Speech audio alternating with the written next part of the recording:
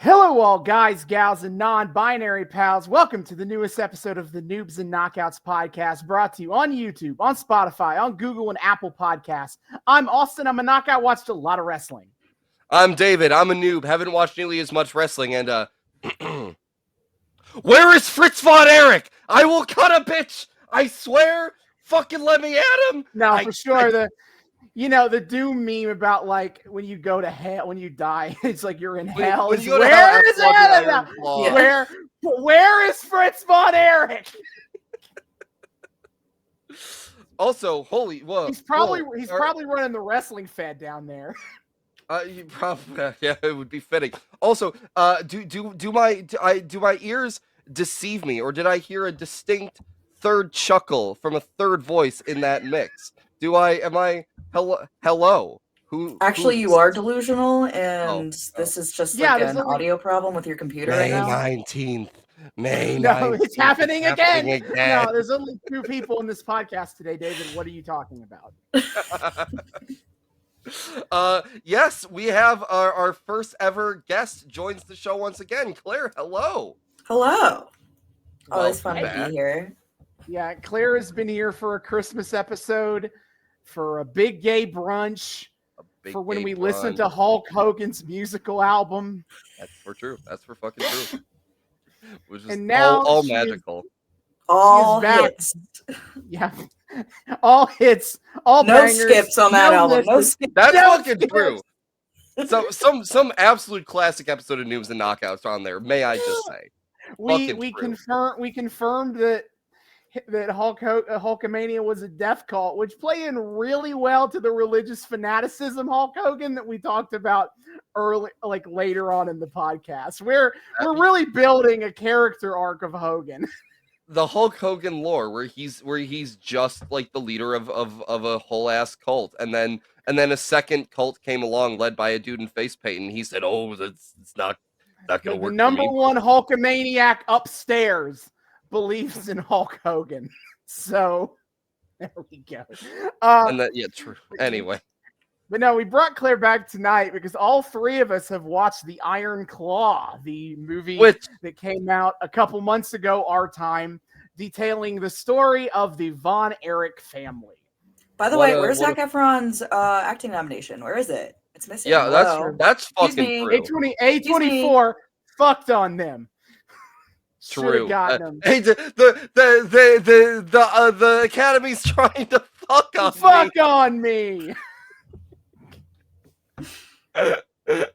David, you know that Ted DiBiase does interviews and swears that didn't happen, and I don't know why he is, because that is the most interesting thing that has ever happened to Ted DiBiase. that is the closest Ted DiBiase Jr. has ever had to an actual personality trait. So he absolutely needs to pretend like he's dying. Anyway, so we won the Von Erichs. They're the top stars of the wrestling company that their dad owned in the 80s, World Class Championship Wrestling. And I was like, well, the movie's not out yet on VOD. But what if we all watched an episode of World Class Championship Wrestling? You know, what inspired the movie? The real fucking thing. Yeah. So to put us in the timeline here, we're going all the way back to 1983. Vince McMahon doesn't even own the WWF yet. That's how far back we're in. Ancient times. Literally like over 40 years ago at this point. Crazy. Over 40 years ago, yeah. Yeah, so once again, this is once again the era of the National Wrestling Alliance. Yes. So we explained this a couple weeks ago. One more time. Claire is here now, so let's explain, give a reminder on what that is. So back in the 1950s, all the major wrestling company owners of the time got together and they invented a governing body for professional wrestling. It was basically an excuse to have an oligopoly / cartel where everybody has their own little region of the country, and you can run your wrestling shows unopposed there, and everyone stays out of their own lane. So like a lord of a patch of land in the kingdom. Yes.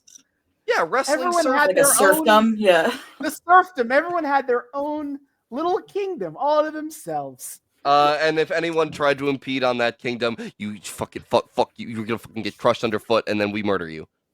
Yes. And so there are the NWA World Championships that are voted, everybody gets, it can be anybody in the country that's one of those that gets voted on by the committee of bookers in the NWA. And then those champions travel around every which way. But then of course all these smaller regional companies have their own champions. Mm-hmm. So that, and the WCCW very firmly in the NWA at this point. They're a dues paying member. Yes. Although isn't Fritz like paranoid that they hate him or something? I don't know how much. He's right. I don't know how much of that was added for the movie. I don't know how much of that is true or not from the movie. He would break away in 1987, but by that point the NWA was already pretty fucked anyway. They were fucking cooked. Who cares? They were cooked anyway. By that point, Vince McMahon Jr. did own the WWF, and oh baby, and whoop. So I swerve when I drive. Yeah. So the NW, honestly, among the territory era wrestling that's on Peacock that WWE has released from the vaults, WCCW might be like one of the most like thorough. Like they have practically every episode of WCCW television from 1982 to 1988, which is by far all you would ever want to watch of WCCW. That's crazy that they have that much.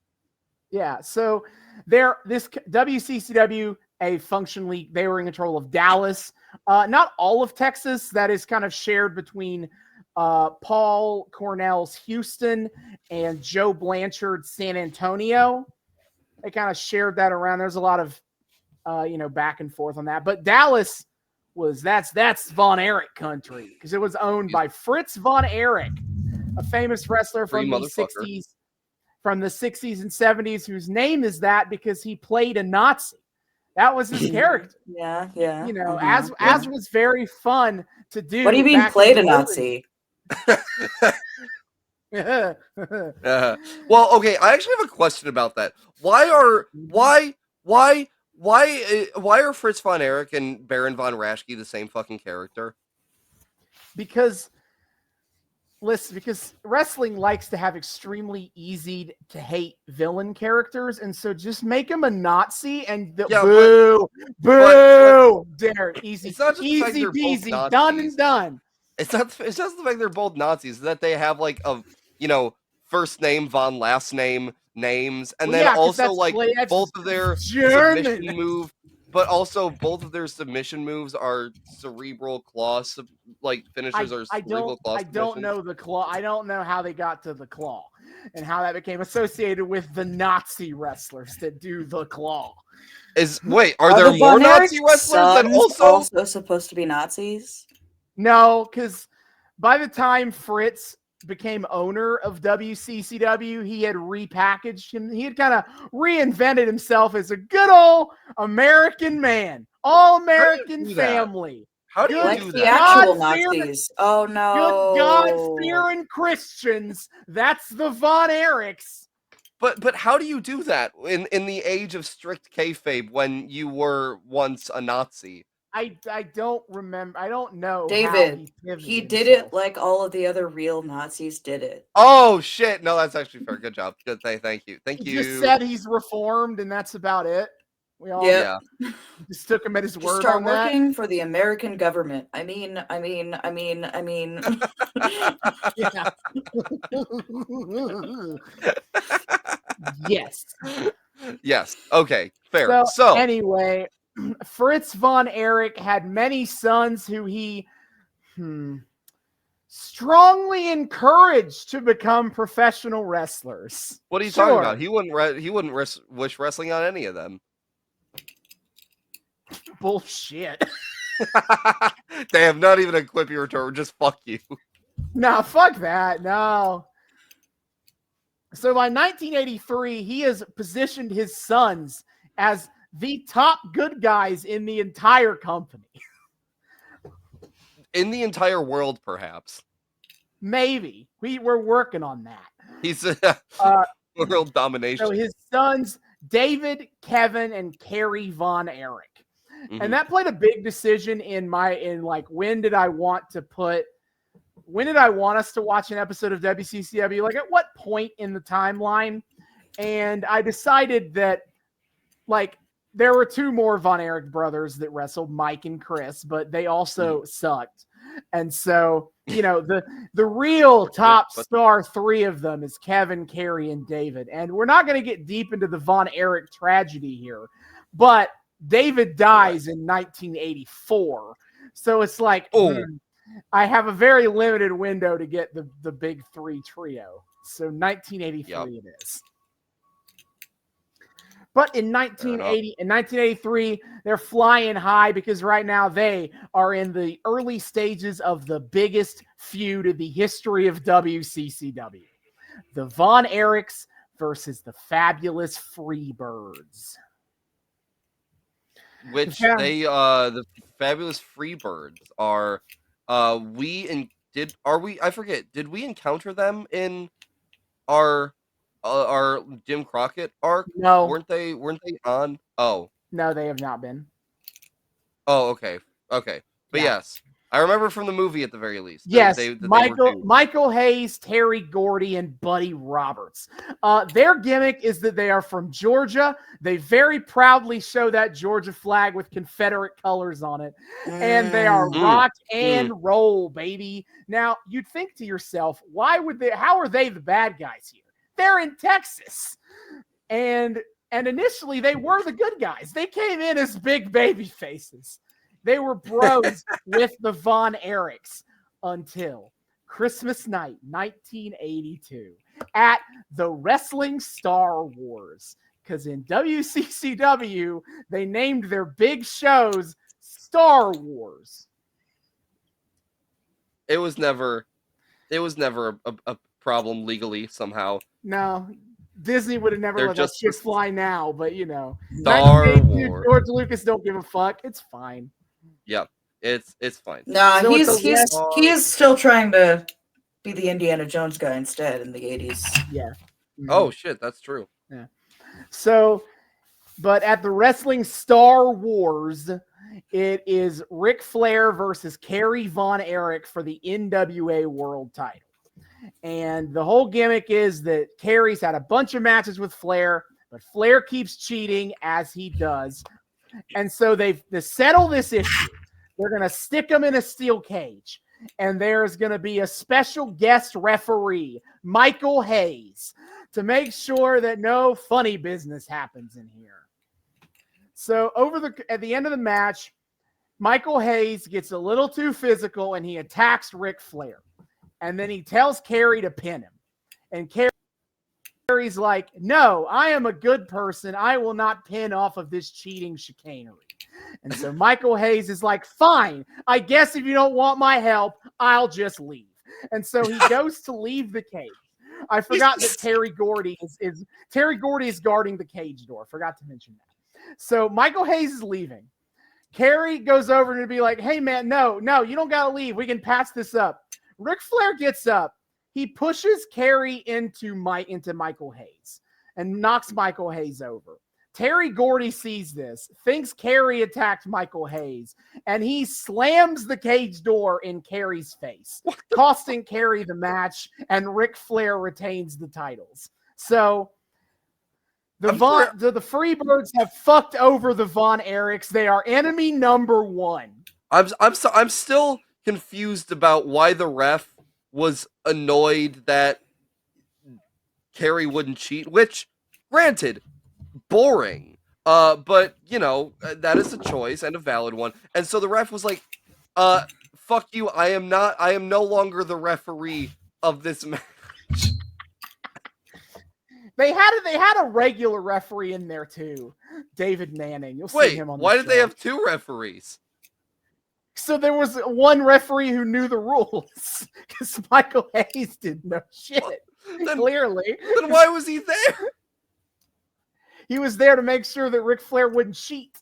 It was a second pair of eyes on Flair. But if he doesn't know the rules, how does he know that Flair's not cheating?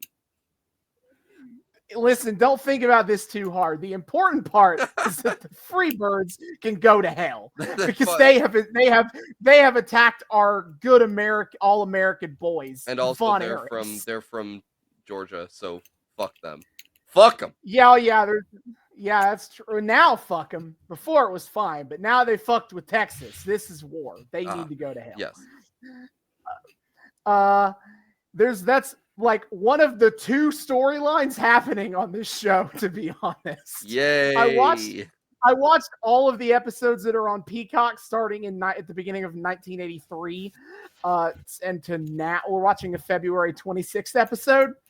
And it's really just been a lot of the Von Erich Freebird stuff. Really? Yeah, significantly. That is 90% of the plot.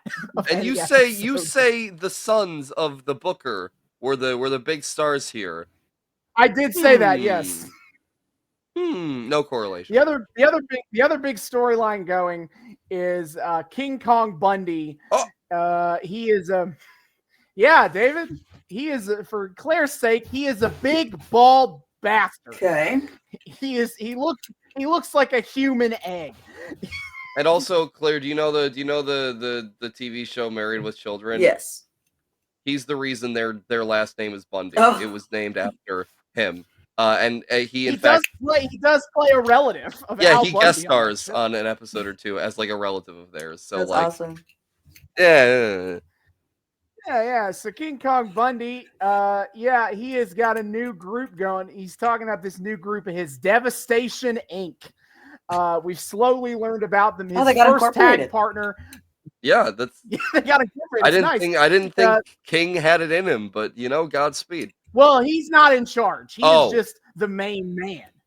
But the figure. His new partner, though, he has a tag partner, the Great Kabuki, who is very Japanese. That's really. Is he actually Japanese, or is he like white and pretends to be Japanese? Yeah. Okay. Oh, he's actually Japanese. Yeah, that's actually nice. Also, David, you'll find this interesting. Great Kabuki originated the Poison Mist. Oh, that's maybe where I've heard the name, because I feel like we've gone into Poison Mist lore in the past. The Great Kabuki invented Poison Mist. What color was his? Was he green? Was he green? It was green. Green was the OG color. But King Kong Bundy also has his boss, the Man, who he has been very coy about explaining who that is. All we know about him is that he is very rich. He has a lot of big oil and gas money. He is a big oil and gas tycoon. A lot of money in that sector. That's all we know about him. Business. He is a big businessman. He goes to the business factory and he makes all the business money. Yes. So he's been hanging around. I guess there's a controversy because there's a manager already called Arman Hussein, who is from the Sudan. Allegedly. I don't know. I can't confirm. He is a very minor player overall. I could not confirm he's actually from Sudan. I feel like I could probably tell you that the answer is no, but. See, the problem is, Claire, that once in a while they do throw in somebody of an authentic ethnicity, such as the Great Kabuki, and it fucks with you just enough that you're like, who is real? Yeah.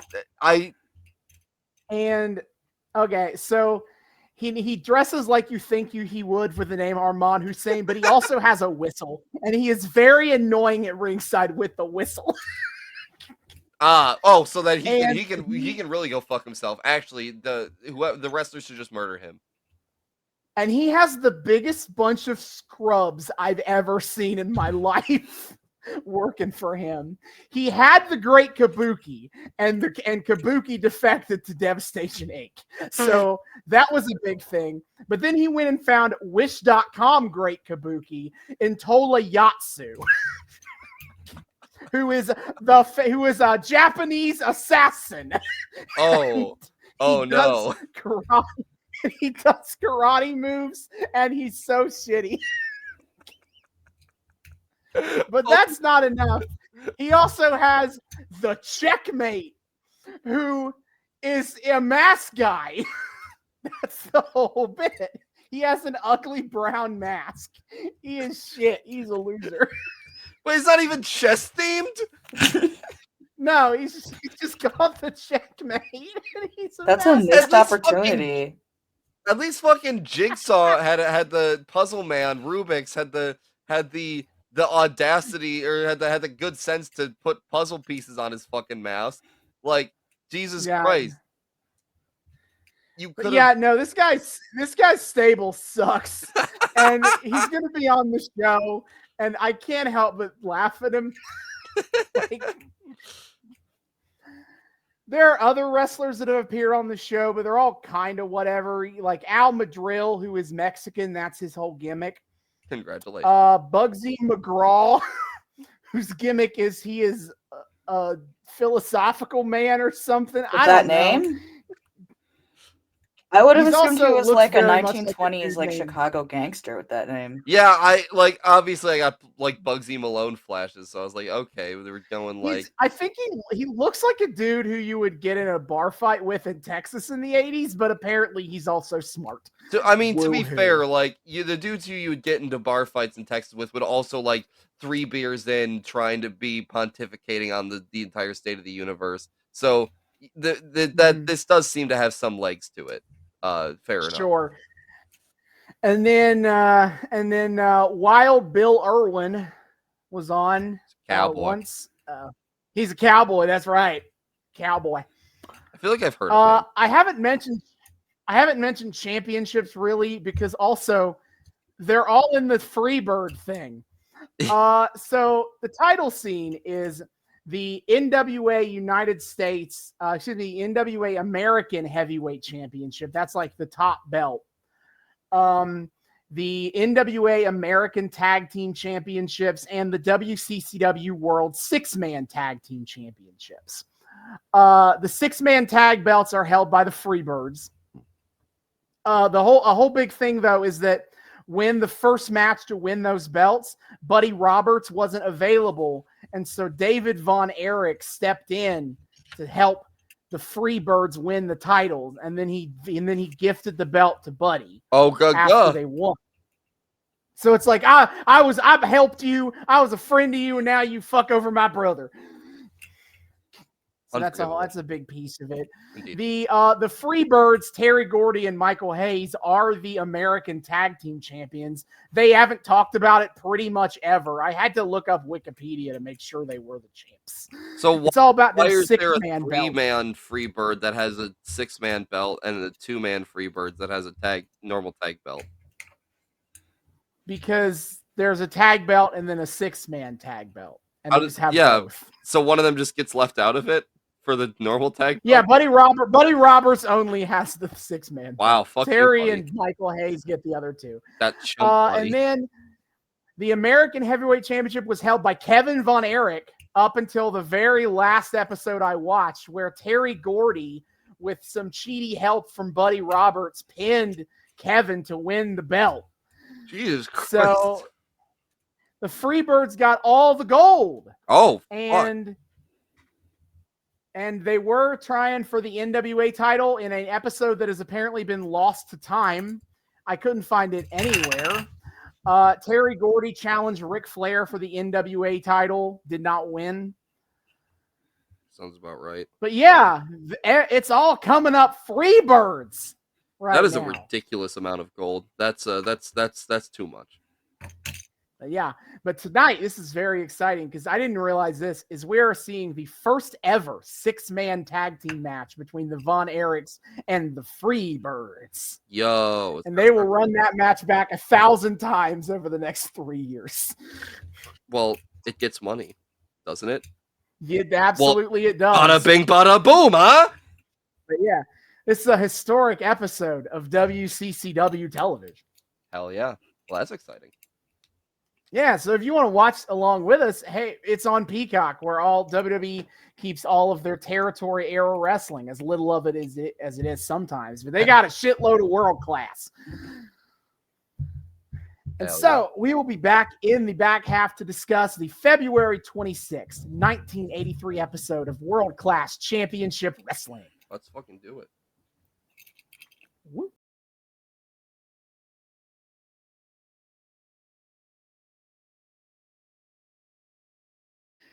And we are back. We have finished the February 26th, 1983 episode of World Class Championship Wrestling. We did another easy, breezy boy. Oh, I love the territory days so much.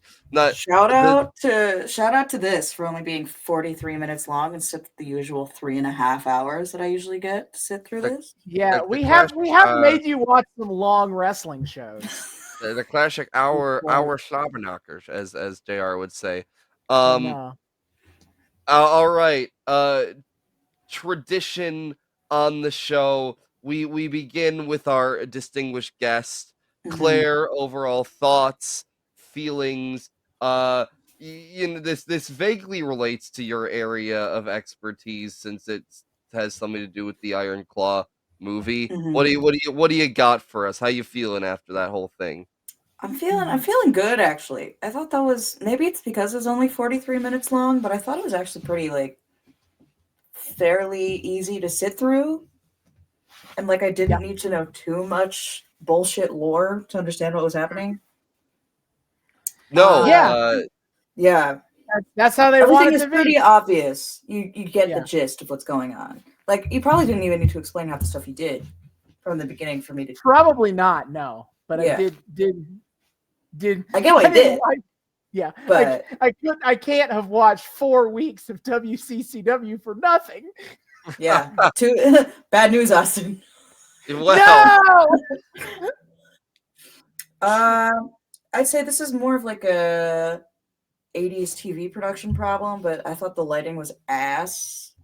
Especially, here's a problem with a lot of photography from a lot of the earlier days of live television production, and just the early days of cameras. They didn't know how to shoot black people very well. They don't understand how to capture. No, it's a fact. Cameras were made and lighting was designed in order to better capture white skin tones. And so, it just, you can't really see anyone who's not white as well, and they don't look quite right. So I did kind of note that in the crowd, the black, the black audience members were not well shot at all. No. Well, and fucking it's funny too, because Iron Claw, the movie, had all those scenes in the Sportatorium had had a very distinct lighting to it, and obviously it was there to kind of give the dramatization and it kind of sepia toned everything, giving it this kind of way back when gritty Texas feel. But man, what not terribly far off from what the lighting in the Sportatorium evidently actually was like. Yeah, the Sportatorium was a dumpy shithole of a thing. It looks like a dumpy shithole. It is. It was torn down, so I should say it was. But yeah, it was a dumpy shithole. But goddamn, did they have some wrestling going on in the Sportatorium? They did have some wrestling. That's for sure. Also, the Sportatorium. That is not a real name for a place. Yeah, I know. The Dallas Sportatorium. That's what it is. That is a particularly that's a parody, and not even a really clever one. That sounds like something I would come up with in 2 seconds if I was trying to play up how fucking clueless I am about sports ball. That's not real. You're lying to me. Yeah, they're playing the big game at the Sportatorium or some shit. Yeah. Well, apparently that is gonna get a home run or some shit. The Wikipedia literally calls the Sportatorium a barn. A barn-like arena. Probably started as one. Knowing Texas. A barn-like arena. That is my favorite description for anything ever. Yeah, that's probably true. Yeah. Yeah. It's not a barn, it's a barn-like arena. They apparently had no AC or heating in that place. So, Wow. It Really? smells so bad. I bet it did. Oh my god, you know. Yeah. Oh, So we Jesus. open our show with the intro. Bum, ba-ba-da-bum, ba-ba-da-bum, ba-ba-da-bum, da-ba-da-ding.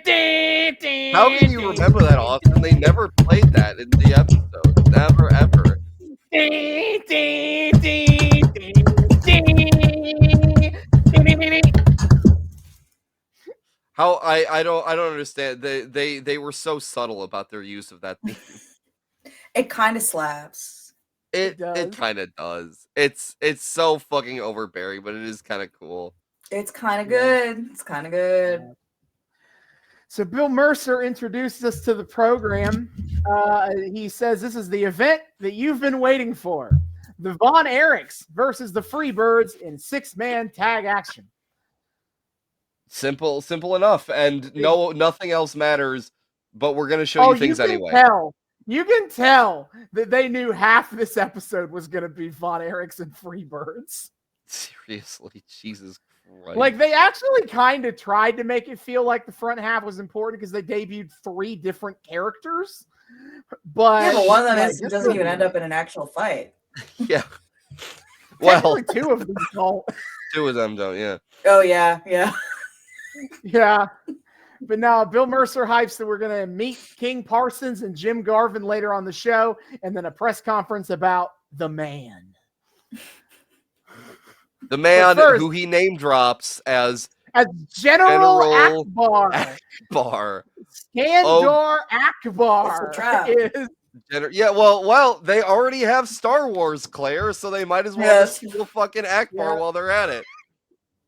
Yeah, but unfortunately, it's like a racist Akbar, not like a fun fishman Akbar. I know, yeah, that really does put a damper on the whole proceeding. Hey, all right, I'll bring it up, but I do want to point out that he at least is Lebanese. Oh, yay! Okay, his parents he is American, but his parents were born in Lebanon, so he has Muslim roots. He's got the roots. Something. It could be a lot worse. It could be so much worse. Yeah. I'll take it. At that point, honestly. First match of the evening. King Kong Bundy versus the Magic Dragon. Yes. Okay, King Kong Bundy rules. And the Magic Dragon sucks. Okay. Absolutely. No notes needed, I wasn't aware that King Kong Bundy could talk. Yeah. WWF would have me believe that he's just kind of an oaf. Why would you? Am I mistaken? Am I misremembering? Did he cut promos in the Fed? No, because he always had managers to do it for him. Heenan and then Ted DiBiase. I was gonna say he always just kind of came across a fucking oaf, but like he could talk and talk well. That's nice. Don't disrespect the walking condominium. I feel as if it's hard for me to believe that anyone who is not even close to his size could even like attempt to hurt him in any way. Mm-hmm. So having this like doofus who does backflips in a full face mask is just, I'm like, okay, but Claire, all right. Claire, David and Goliath, Claire, that is sure. It's timeless. Don't think about it. As David alluded to, King Kong Bundy got interviewed by Bill Mercer before the match, and Bill Mercer was like, "Why is the man going to be in your corner at all?" And King Kong Bundy's like, "Yeah, he will be when I'm facing a better caliber opponent than this." Yeah, so even he's like, "Fuck you, Magic Dragon." But hey, he calls them the Von Erich sisters, so you know he's a bad guy. He's also, may I just say, this man is so aggressively bald that he refuses to have eyebrows, and I'm still not sure how I feel about this. I am gonna send you a picture of when he wrestled with when he King wrestled Kong Bundy with what? had a match in Dallas where after he lost, he was shaved bald, and then he was bald the rest of his career. King Kong Bundy with hair. I literally started to type in King Kong Bundy, and one of the suggested things was King Kong Bundy with hair. What? Wait! He had fucking Lego helmet hair. Of all the things, That's awesome. he had fucking King Kong Bundy is a legend. Lego helmet hair. Holy shit. Yeah, as Claire alluded to, the Magic Dragon looks like a bum. He Yeah. sucks. He is in all red. And he has a mask that is all red, but also they have the outlines for like the eyes and mouth, but they don't actually cut that part out. No. It looks like he has a giant sock on his head. And it also looks like unfinished. Like, Yeah, it does. Fucking like the detail isn't there. It's just like they ran out of material. Yeah. Also, I'd like to point out that at one point the Magic Dragon slaps Bundy, and like the announcer goes, "Well, that's a martial arts slap." Yeah, that classic martial arts move. How taught in the Tibetan mountains by monks who've studied the craft. Slap to the chest. Also, I do love King Kong Bundy. In the middle of just, tossing his weight around and trying to murderize this guy, he fucking like tries to work the chin. Except he was doing some wrestling work in here. Except he fucking doesn't even have hold of the chin half the time. Bundy's too slippery. Bundy, you can just sit on him. It's okay. Yeah. I feel like it would take zero effort to Bundy to actually murder most of the people that are also in the entire match. Yeah, but especially the Magic Dragon. Yeah. I tried to emphasize how shitball and lame Arman Hussein and his gaggle of losers is, and I think this episode perfectly encapsulated that. Yeah, it really does. I'm sure that's just actually the stable name, Arman Hussein and the gaggle of losers. Another thing that I noticed starting in this match, another thing that I appreciated is that, and this sounds like a read, but it's not. Like, there are no like abs. They all have like regular bodies. Hell yeah! Especially The Magic Dragon, he wrestling... sort of has like a dad bod. Yes. Yeah, like this is back. These are the days where the physiques were like dudes who could fight in bars and real wrestlers. Yeah, so, not someone who was given like an HGH supplement by like their trainer / manager. No, the only people. How am I supposed to get behind a wrestler who just looks like a normal dude? He should have at least 10 abs going for him. Carrie and Kevin are the only two wrestlers on this show that look like ripped. But even then, it's not like in the same way that like half of them when I was watching the modern ones look. Yeah. Oh, correct. Because it's not nearly as defined, but in the same way, Claire, I feel like Bundy feels stronger and more dangerous than most of the like actually like well-defined muscly people of today because he looks like someone who's naturally like that and could just like he's 450 pounds. Oh, fuck. It is funny because Claire, King Kong Bundy did go on to wrestle for WWF. And it was like even back then, like it was the trend was leaning toward like Vince McMahon pushing more of the like crazy buff body types. And I gotta say, Bundy definitely kind of felt a little more imposing here than he did like in the Fed, where everyone else has those fake ass fucking bodies, and he's just like plus Hulk Hogan kicked his ass in the main event of the shittiest WrestleMania of all time. That's for true. Yeah, that too. No, so I mean, this match goes on a decent amount of time, to be honest. More than maybe formality, really. Yeah, when it's super obvious, full time somehow. Win. True. Yeah, true.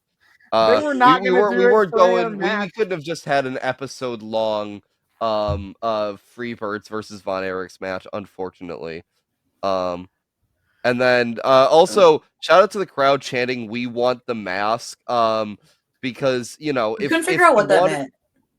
If he wanted us to like him, he shouldn't have hit his face like a gutless fucking coward. Come on. That's true. When they said Also- we want the mask, did they mean that they wanted the guy in the mask to win, or they wanted to take it off? I think I I feel want like the they want mask to take off. his mask off. I think They don't give Or- a shit about luchador But culture. wasn't I wanna Bundy supposed to believe- be the heel?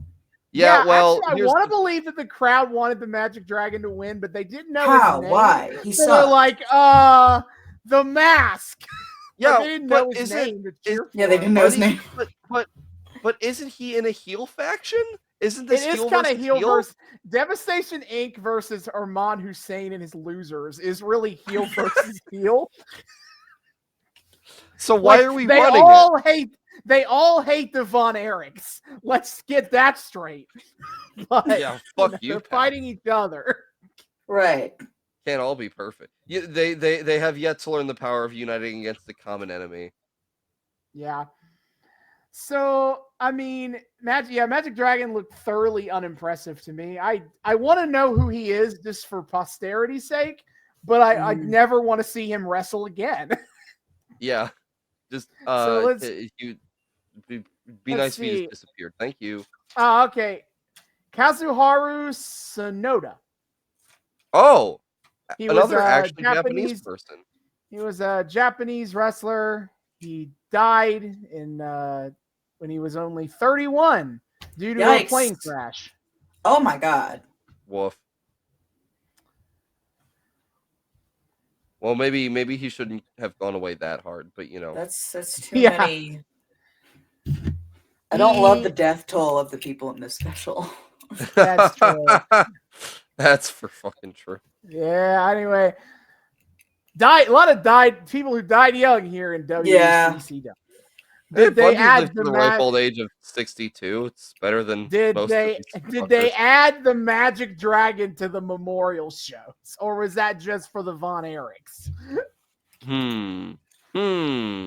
I have some guesses. But whatever, Bundy hits his big splash where he just falls on him and pins him, and that's it. And he wins. Again, could have done that like within two. Now look, I love me some work rate, but not where the Magic Dragon is involved. Why did I have to watch the Magic Dragon for that long? Austin, I have a very important question for you. Mm-hmm. Better or worse than Red Rooster? Oh, easily better than Red Rooster. Oh wow, he really does hate Red Rooster that much. The Red Magic Dragon at least doesn't cluck like a chicken. And for that, the Red Rooster will always be at the bottom. I really don't understand all the hate for the Red Rooster, He's brother. the Red Rooster. So who is just- being debuted in this match? Actually, 'Cause you said there was nobody. 3. Amazingly, nobody in this match. But I was No one talking in this about Parsons, Garvin, and Akbar. Which we cut to that then, where Bill Mercer is doing an interview with the Iceman, King Parsons. And his first question is, so what's with the nickname?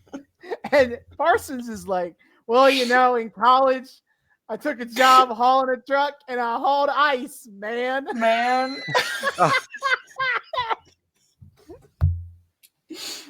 That was The creativity incredible. never ceases. Yeah. That was fucking amazing. He That was pretty drives great. a truck. Driving that Except big old these truck. fucking cowards then go on to immediately retcon this by saying that no, actually, he's the Iceman because he's got the heart, he's got the guts, and that's why Nah, they call him the fuck that. Iceman. Fuck that. It's because he drives a truck. He drove an ice truck.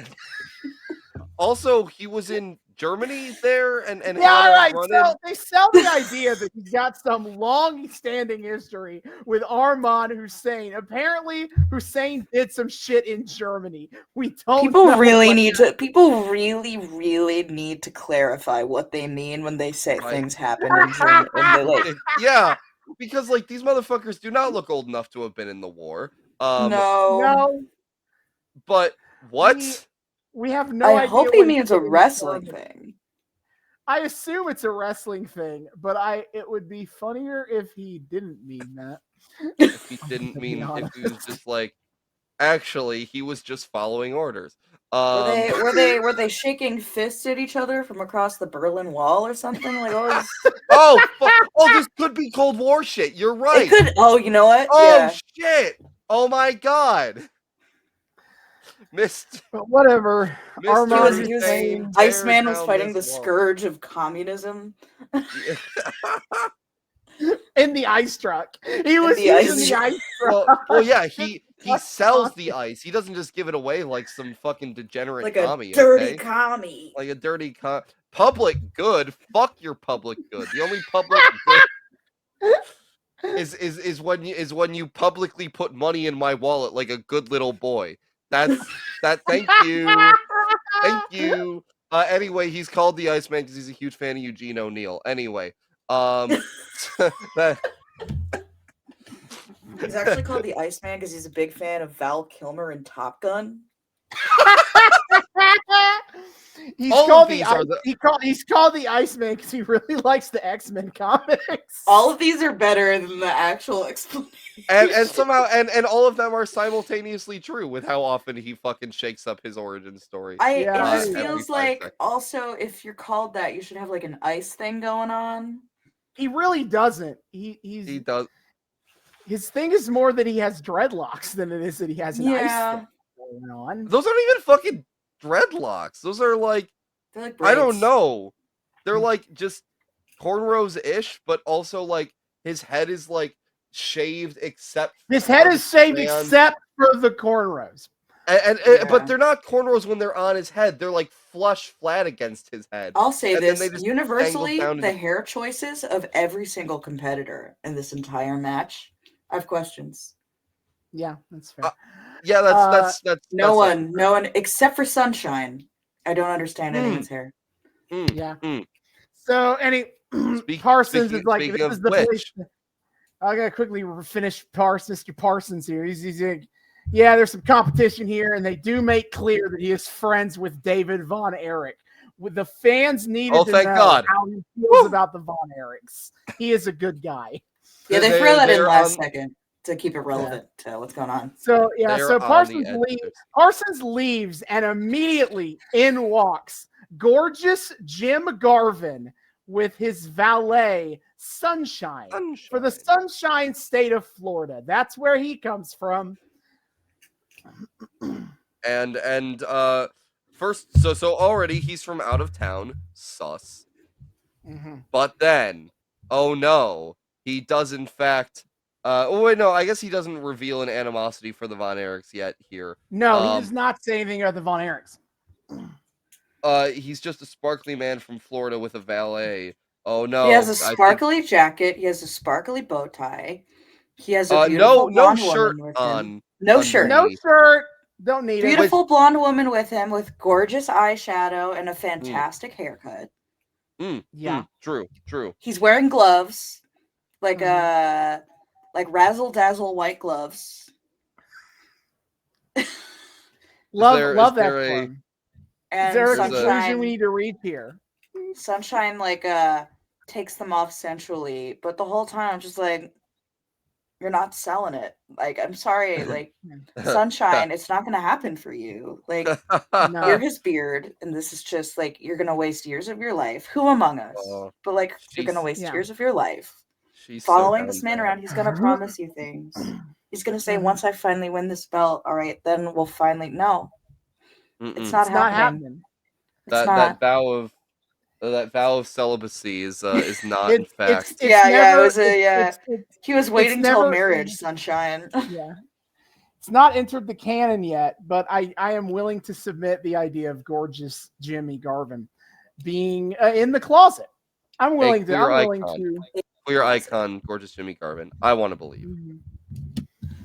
But anyway, what he's here to actually talk about is he hypes up, big competition. It's great here in the WCCW. And Bill Murr's like, great, we're going to get you on TV right away. Film them matches. And Jimmy Garvin's like, that doesn't work for me. In fact, no cameras will be filming my matches ever. I will not allow myself to be filmed. Whatever that means. Yeah, So because he's already bizarre. on camera. And then He's also being filmed right now. As being he is filmed right saying he now. will not be filmed. Question number 2, why are you there then? He At wants to a get paid televised to wrestle, but wrestling event. 3, don't that doesn't really know. work with your character, because if your whole thing is being like vain and hot, then wouldn't you want people to see you all the time? I have no idea why he is like this. Why would he make his way to Dallas from Florida just to be like, no, I don't want to be recorded? Well, he I think he might just also, even though he doesn't say it, I think he just also might want to murderize the Von Erichs. So, you know, It's just a character choice that makes no sense for me. like Mm-hmm. clearly And the fact that that's his confident. whole thing. Well, Yeah, what's even more the thing is that nobody questions him and people like go along with this. Like, we'll get to why that, the fuck- but yeah, it's so weird that everyone's just kind of like, all right, I guess this guy doesn't want to film his matches. All right. Like, that's just a weird Guess we have no power to do anything about that. As if that's just a weird character flaw, quirk, and not obnoxious and disruptive to the TV production. Well, yeah, and then, but also another weird thing about it is that he doesn't have the same like delivery as other people that I've seen who are wrestlers. He sounds like a hippie. He's sort of talking like the Big Lebowski is how I would compare his delivery. He's like, no, man, I can't be on camera. I'm gorgeous Jimmy. No, man. I'm like, that's exactly I what just chalked that up. I just chalked that up to him being from Florida. That's not what Floridians sound like. Florida man. The power of Florida man. God. He said, nobody is gonna film gorgeous Jimmy wrestling. Yeah. And so Bill Merce is like, all right, cool. It's like, okay, well, that's the choice. That's what you can do. That's okay. I guess. And then we get our second match of the show. Iceman, King Parsons versus Arman Hussein. Yeah. And this was not from Sudan. Not from Sudan, but you know, at least he's the race matches. So that's something. Yeah, they interview Hassan before the match, and he calls King Parsons a possum and a low-life dog, and he said he's going to send him to the graveyard because that's where possums belong. Sure, I guess. Famously, the place where possums belong is the graveyard. Duh. Did you mean the dumpster? Because that's where they are. There's another famous location where possums are found that would also work for that kind of metaphor. You know, maybe the kind of people that my man is in with, to them graveyards and dumpsters are perhaps a might interchangeable. Maybe in Sudan, the possums are in the graveyard. Well, not even. Well, yeah, or that too. Maybe in Sudan, where he's definitely from, he knows for a fact that the possums are definitely in the graveyards. He also, this was fun, has the Iron Sheik shoes. Yeah, my man has the pointy toes. Yeah, I thought Sheik like invented that shit. Of course not. Fair. He is wearing his camel shoes, as they call them. And yeah, I guess he the does match camel starts, walk, camel dance, some kind of as the match starts, he demands that King Parsons get the fuck out of the ring because he's got to do the camel dance as is in his culture. Which again, totally. Oh my God. So he starts doing the camel dance, and it's literally has any of the people who wrote this gimmick actually fucking like looked at a map even? No. No. Probably not. No. So the camel dance is he's in one corner and he takes like 3 really big exaggerated steps towards another corner and then like bunny hops to the corner. What? Outstanding. That's the camel dance. And Oh, brilliant. after 2 of those, King Parsons is like, I'm bored. I'm just going to I'm kick your fucking done with ass." this shit. And then he hits 3 moves and wins. Yay, squash ass shit. Squash ass Like, shit. Absolutely embarrassing See? performance by See? Armand Bundy? Hussein. Bundy, take fucking notes. Like, he just ended. I can't believe we had to watch more of the dragon than we. Yeah, actually, Yeah. I don't know which is worse. I don't know. I would have I been. would love to know what else Armand Hussein does as a wrestler besides. Here's an idea. Why don't we could actually stick King Kong Bundy and the Iceman in a match together? I'm actually interested in those dudes. Why didn't they just fucking fight each other? I'm sure they will, but they want to give Parsons Iceman the win. If he fights Bundy, he's gonna get his ass kicked. We don't want. Oh yeah, we We gotta give Iceman the easiest possible win to start. Oh yeah, no better way to show off your debuting wrestler than just have him like squash some random dude and not And get to like show off. we are in the 1980s, so Iceman wins with a drop kick. Holy shit! Oh, that's so fucking powerful. No one's ever seen shit like this before. What Taking the me fuck? back to the days of the 50s where they tried to ban that move for being so dangerous. What the shit? That used to be like a dangerous kill move back when when your grandpa watched wrestling. I want to have like one of those fucking movies where like someone from the past comes to the present and is like freaked out by everything they see, except it's like an old wrestling fan and like they watch the Young Bucks hit a super kick and then the match goes for another 15 minutes and they're just losing their fucking minds. No, that's different. Super kicks weren't, only Shawn Michaels did that. He made that a finisher. It didn't used to be. The drop kick is what freaked them out. Okay, and the bear fair hug. enough. Where The they'll be bear like, hug. why is no one doing the bear hug? That is what they would say. Where's my test of strength? Thank you. Yeah. So whatever, Iceman wins. Then our next match announced is Big Al Madrill and gorgeous Jim Garvin. And so gorgeous Jim walks to the ring, his whole entrance, and clearly looks at the camera a couple times. And only then, when he's about to be announced, he realizes there are cameras filming him right now. But Jim, you saw them.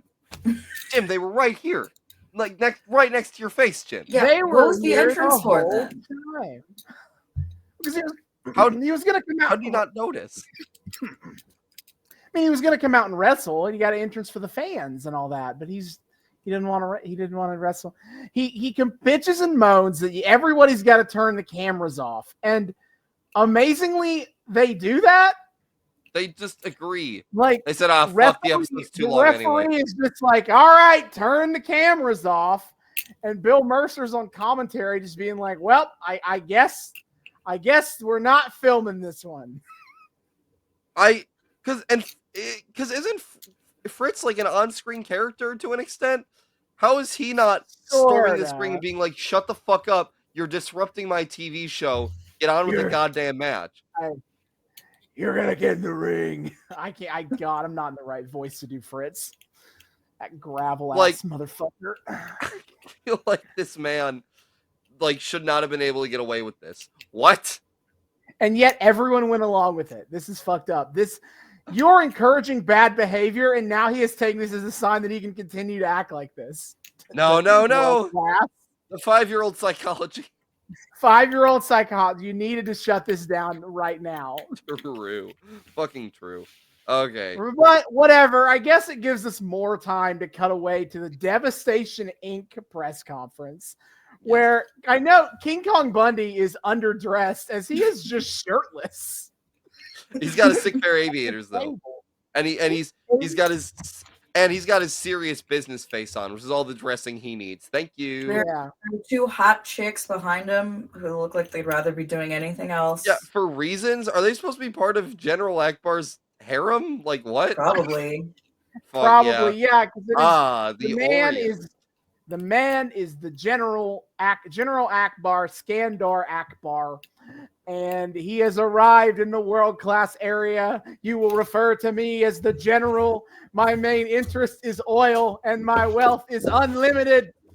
And you see, that's why I knew that the payoff to this is it was Akbar. So I was like, the oil and gas thing is a foreshadowing to the fact that he's Arab. Yeah, that's fair. That does make sense. They really did not give any pomp and circumstance to this reveal. They're just like, oh no, he's just like, some motherfucker named Akbar. Here's something I will say about Akbar. The thing that he wants is for Fritz to retire. Yeah, that's honestly fair. Probably would have been better for humanity and his own family if he had done so. The dude wants to make money, manage big, meaty men wrestling, and for Fritz to fuck off forever. So honestly, I don't see the problem. Total babyface in my mind. Yeah, and he correctly refers to the Von Erich boys as Fritz's retirement plan. So like, yeah, correct. Yes. Yeah, you're just speaking truth. He's completely correct. Yeah. There's nothing controversial about that. I'm not seeing any problem with what he's saying here. Right. I was like, let him cook. Let him cook. Yeah. But he says there are problems to be solved, and the General is on the scene. He announces that the Great Kabuki has been injured, and Akbar had to fly him home. That's sad. But he announces the next acquisition is that soon we will be seeing Kamala, which is the soon debut, David, of Kamala, the Ugandan giant. Yeah, okay. What? Yeah. He was a WCCW guy too? Yes, where he was portrayed as a serious threat. And he probably didn't have the Brooklyn Brawler following him around in a Rorschach mask. He just hung around in looking like a Tarzan looking motherfucker. Just a big tribal looking black guy. Calls himself Kamala. Kamala. It's great. That's tremendous. Very. But this is before he's a serious, dangerous man. Before the WWE will get a hold of him and be like, what if you were a goofy idiot who doesn't know how to wrestle? What if we did that? What if we just got silly with it? Where you slap your tummy and belly. pin guys the wrong way. WWE had no problems with character creation, respect toward characters of color, anything like that. It was fine. Nah, it was all fine.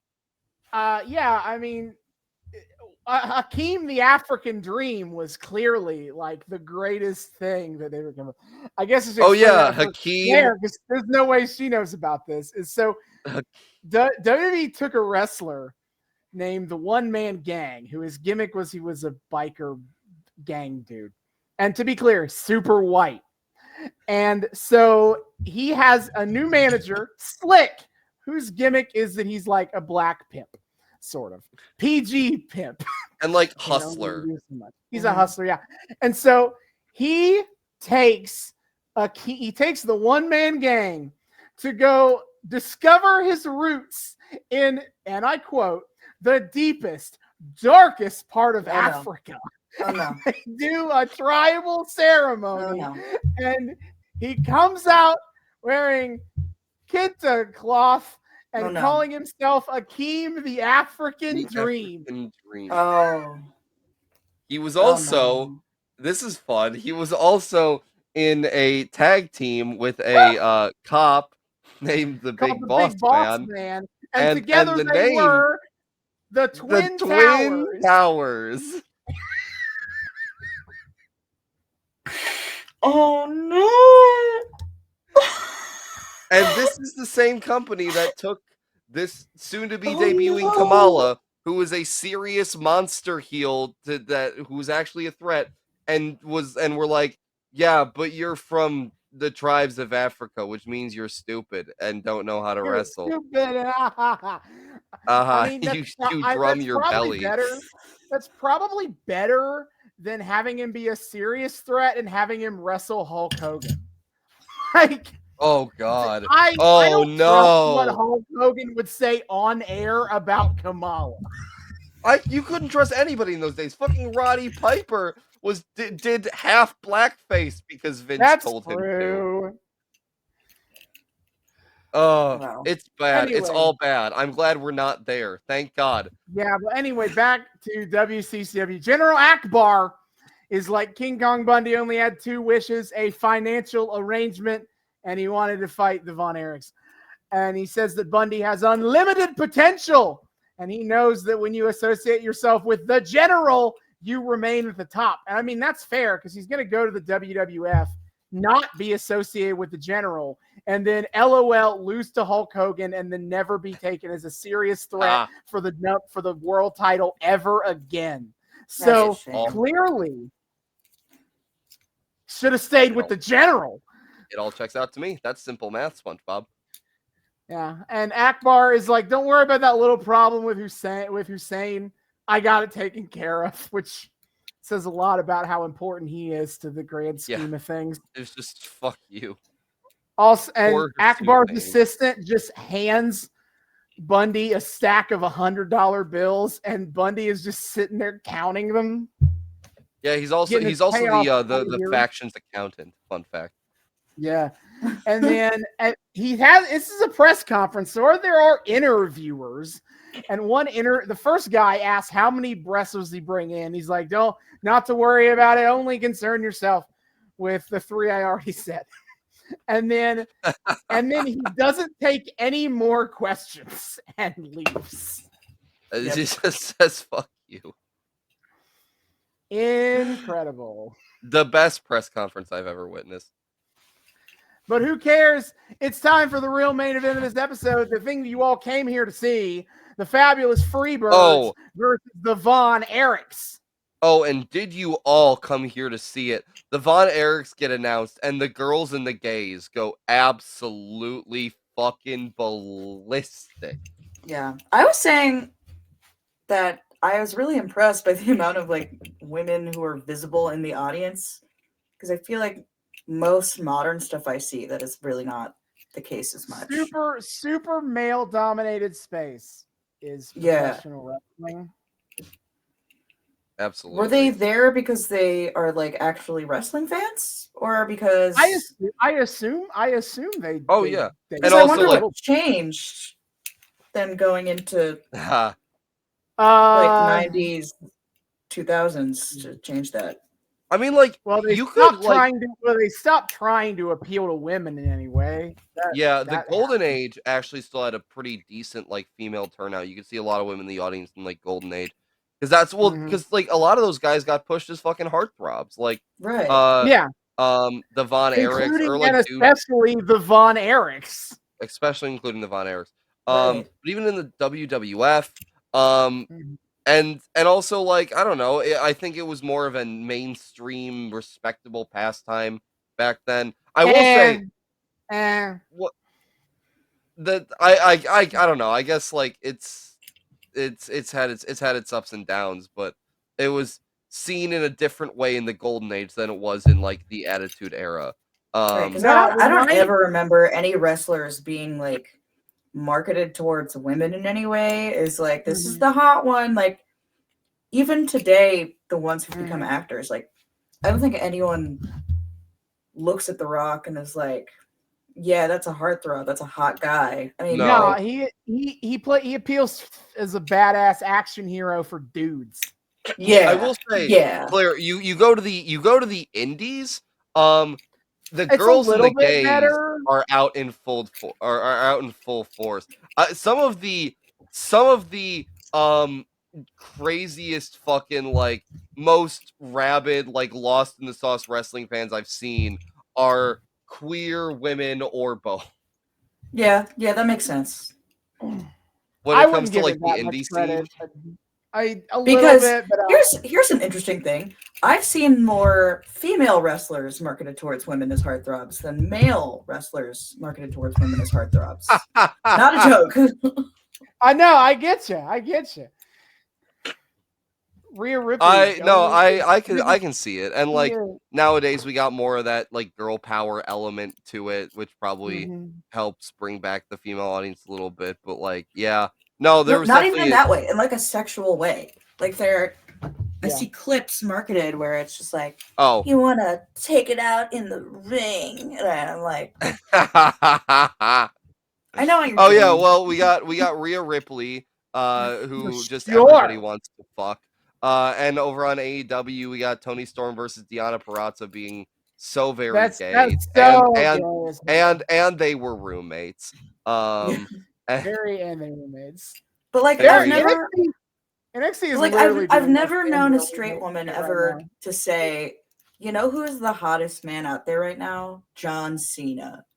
And I that's not love his John deal Cena, at all. but like not in that way. I think he's one of the funniest and best actors out there currently. But there's just something almost asexual about most male wrestlers out there well, today. Maybe it's because they're marketed towards like 11-year-old boys, but they're marketed toward two demographics, Claire. 11-year-old boys and Vince McMahon. yeah. 11 up to, yeah. But anyway, no, you make a tremendous point. But for this, I am going Erich, to if we're going to talk about appealing to women, I am going to report from AO3 that in the fan fiction realm there are a few male wrestlers who have all sorts of slash fics about them. So Oh, that's not shocking. I mean, okay, to be fair always though, find half that. of those are just gay slash fics about the Shield. Let's be Yeah, real here. hell yeah, man. Roman Reigns, Seth Rollins, and Dean Ambrose are queer Any icons. combination of them. You want Seth and Dean, you got it. Seth and Roman, you got it. Roman and Dean, you got it. All three of them in a throuple, hell yeah, you got it. Absolutely. So even then, that is less like bring back the heartthrob wrestlers. Yeah, I know. I mean, we do got new Von Erich boys, but they're still just not. They're just kind of marketed as like dudes.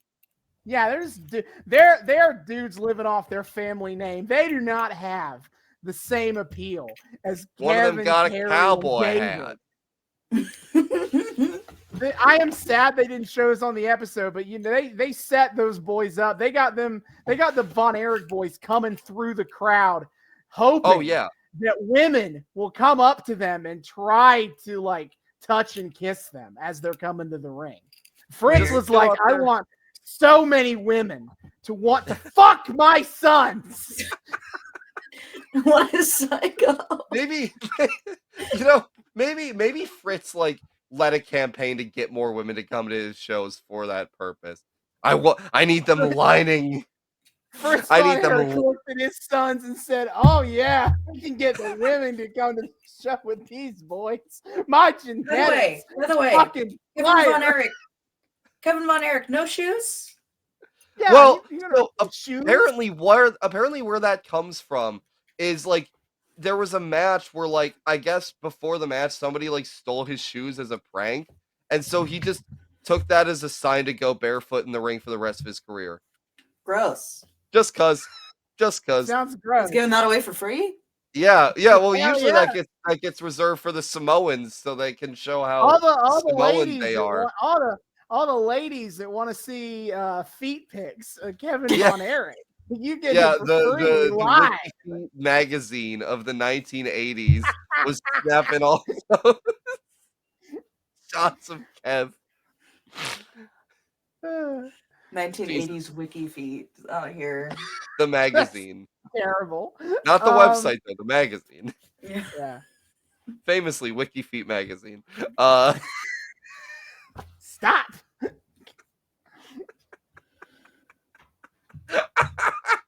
Anyway, what were we talking about? Von Erichs versus the Freebirds. This Oh, match yeah. was kind of hard to watch because there was too much stuff happening at once for me to concentrate on anything. Interesting. That's fair. I like that. I liked the chaos of all that stuff going on, but I get that. I do. I mean, do the stuff that I could see, I thought was great, but there's too many things. The filming here does not help. We are they missed the fucking ending shot hit from Kevin. Yeah, they missed the Iron Claw. Yeah. They don't do like the language of television wrestling is still in its infancy. We still have yet to develop like proper technique for like how to film a match in such a way that people can see what the fuck is happening in that good. Look, they figured out how to multicam before they figured out how to do that well. Yeah. They're like we got it. How do we what do we do with this? We don't know, but we got it. We got it. We can cut to different cameras and angles. That's crazy. Yeah. By the way, who's the Freebird with the long blonde hair? Michael Hayes. I was not expecting that face to go with that hair.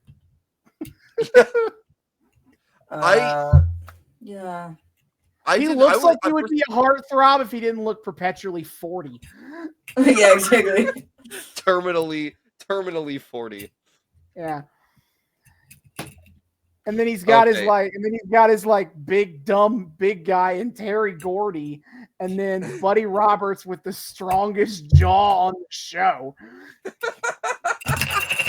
Damn, you got all this on lock, Austin. You fucking you have caricatures ready to go. Yeah. We saw Kevin's ass. That's pretty nice. That's pretty neat. oh yeah. Well, yeah. On top of the ladies getting all the free feet pics, they did also get the show of Kevin's whole ass. I gotta pixelate it. They pixelated the ass. Look, if you're gonna be wearing no shoes and a tiny little bathing suit bottom as your entire uniform, like. I'm shocked that there isn't more of that in professional wrestling where it's like, what do you expect is going to happen when you wear nothing and you're all grappling? Oh, Ric Flair showed a lot of ass. Ric Flair's ass has fallen out too many times. Do they ever hang dong? Is there any of that? Oh, I wish. No, I don't think that's ever happened. I'm happy to think that's never happened. Cowards! I'm good without it, thanks. Unfortunate. Yeah. It's fucking look. I'm an 11-year-old boy who watches wrestling. I don't want to see anyone hang dong. Hey, I will say. Well, you know what we are here for is again. We really need to get you to fucking indie shows, Claire, where we have dudes like doing lap dances on each other, like legitimately. That's just offense. That's last time I went to an Effie match, he had a dude on his knees in front of his crotch, and people were like chanting for him to suck Effie's dick. I love that. Yes. Oh my god! And then the wrestler yelled he wouldn't do it because the only person he has sex with is his wife. So he said, "No way." I like women, not men. I never sucked any ding dongs. This is the phenomenon that I brought up to David, but we do need to put on the podcast. Is it feels so unique to wrestling that this entire audience is chanting to a bunch of white men to go back to where they came from. Yeah. Especially white Texans. They're like, go home, Freebirds. And by home, they mean Georgia. Yeah. We don't like no white Southern Americans around these parts. Feel like you're kind of here, Georgians. It's like in the fucking South Park game where you make yourself like male, cisgender, heterosexual, and then the fucking rednecks pull up. They're like, we don't take kindly to cisgender, heterosexual males around these parts. Yeah, but go home. Go home, Freebirds. Yeah, I have you to are. say a couple of things in comparison to the Iron Claw movie. Mm. So Please. it seems like Kevin himself was smaller than what Zac Efron ended up looking like in the movie. Yes. Which is an they interesting were- choice. Because Zac Efron just kinda Efron did that for looks fun. like he blew himself up like a muscle balloon, like Augustus. No. No, not like a Veruca. No, wrong one. Oh, Mhm. Violet. Beauregard. Violet. And Kevin really, none of them were really jacked in that way. The one who ended up actually looking the most accurate Carrie's gonna get was super Carrie. jacked. Carrie Well, does like it. Carrie and Jeremy Allen White ended up when I saw like them being interviewed at the end. I was like, you know what? Honestly, like that doesn't look too far off in comparison to. Mhm. No, Carrie, when Carrie goes to the Fed, he He's I'm sure he gets real juicy. he starts hanging out with Get the in the Ultimate crib. Warrior and is like, you know what? I love steroids now. He's gonna get real juicy. Call himself the Texas Tornado. I mean, man was fighting on a painful ass prosthetic. He enough was to drive not. He anyone was a little not. bit Yeah, he Yeah. was already. By the time he got to the WWF, his career was pretty fucked. Like he's already had the motorcycle accident. He's addicted to drugs already. Like he's Yeah. fucked. It's not great. So that's you know, but right now he's chilling at a nice like lean bulk up. Thank you very much. And then David is here too. David's here too. David's here. He has Texas rhinestone on the ass. Oh, that's how you know he's a good boy. He's going in on those rhinestones for his beloved Texas. Oh my God. This is ridiculous. I'm sorry. Us, a resident queer person here, I just, Indeed. how did these homophobic, horrifying straight men watch these things like this? And I've also been like digging into like the corniest, most terrible Super Bowl halftime shows over the last couple days, and like you watch this and you were like, yeah, I'm like straight, I'm like a real man, you know, fuck off with that gay shit. I'm like, nothing actual gay people were doing was any gayer than this. This was like This was yeah, gay. I mean, how do you?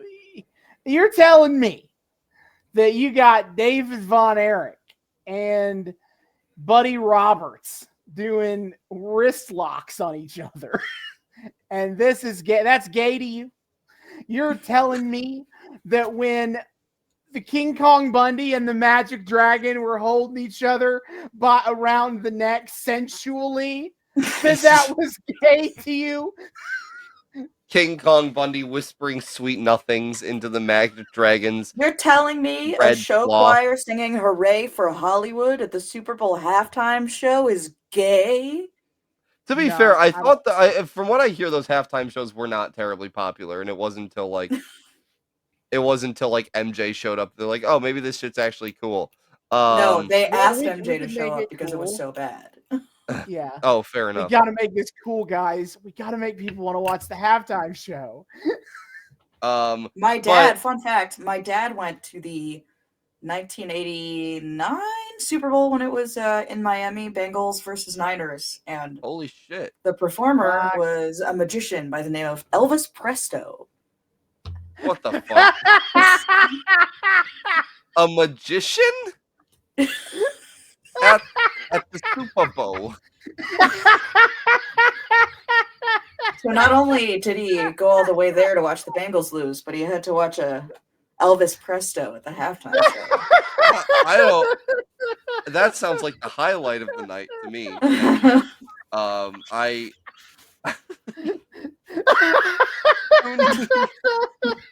Who needs?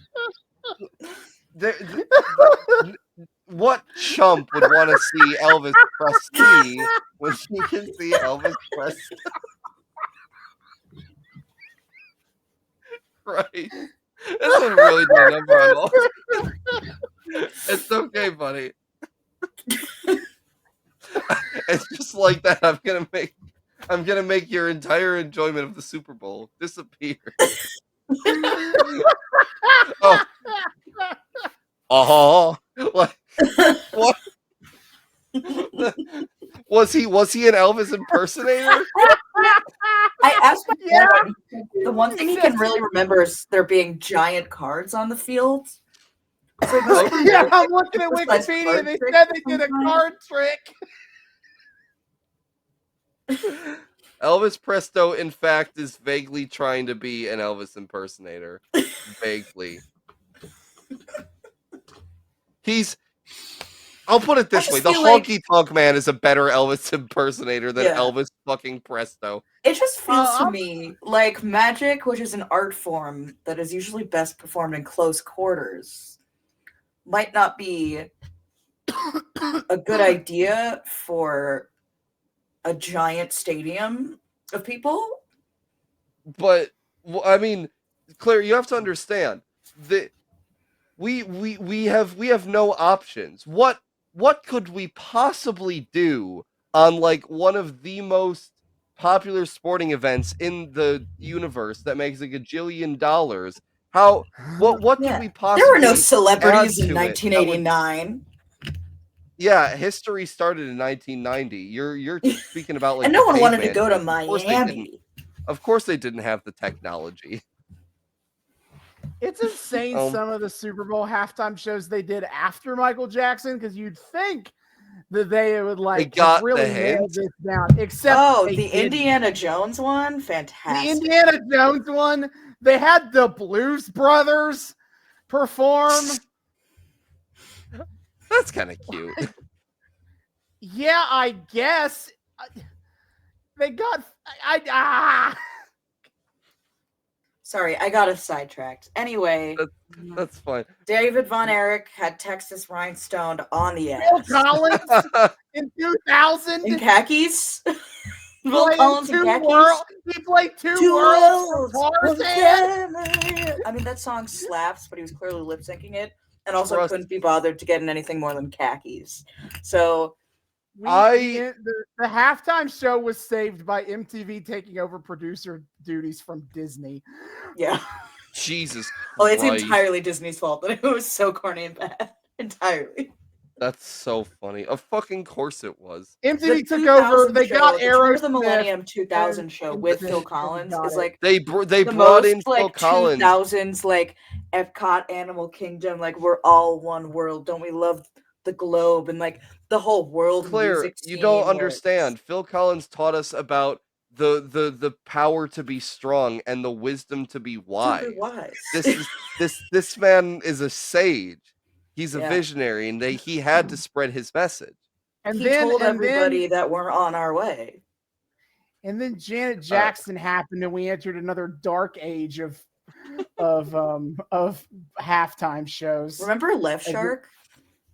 Left Shark. What an Left icon. Shark.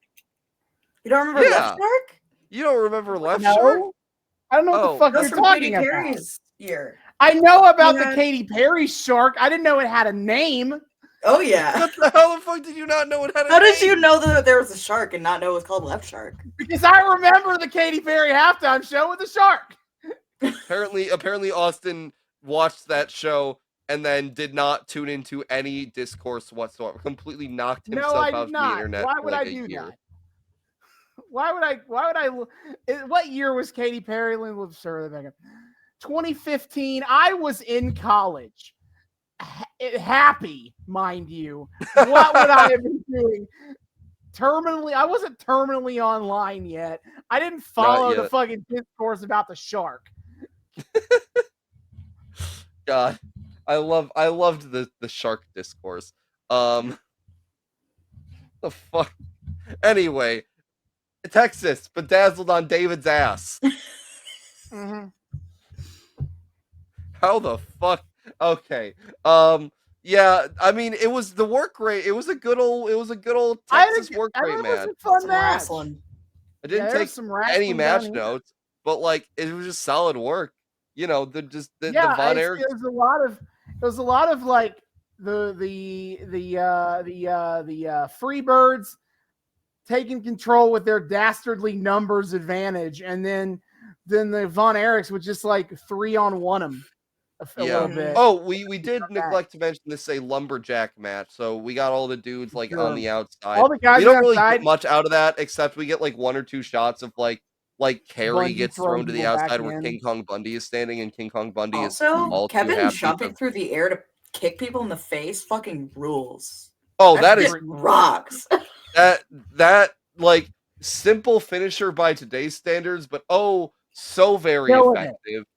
They're all very like, all the Von Erichs are very like athletic and fast in a way that like feels like also real.